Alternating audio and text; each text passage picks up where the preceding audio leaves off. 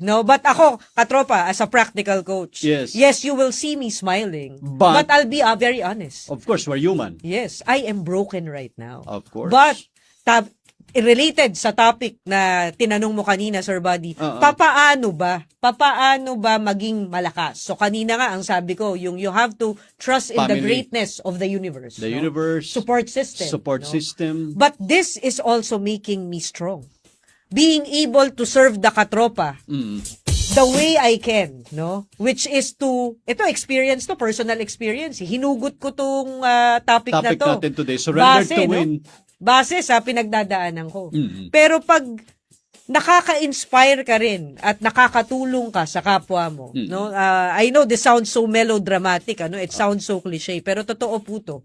Malaking way for me to survive this very dark stage in my life is yung makatulong ka pa rin. That's right. You are broken, Coach Chris, but at the same time, you are committed.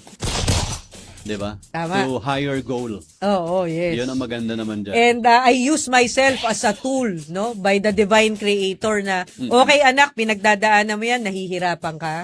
Pero dahil binigyan kita ng wisdom to like be my medium to share, no, good news to our katropa, dun din ako humuhugot ng lakas. Kasi pag meron ka pang purpose sa buhay, Sir Buddy, Tama. kahit nadapang-dapa ka na, babangon ka pa din. Kita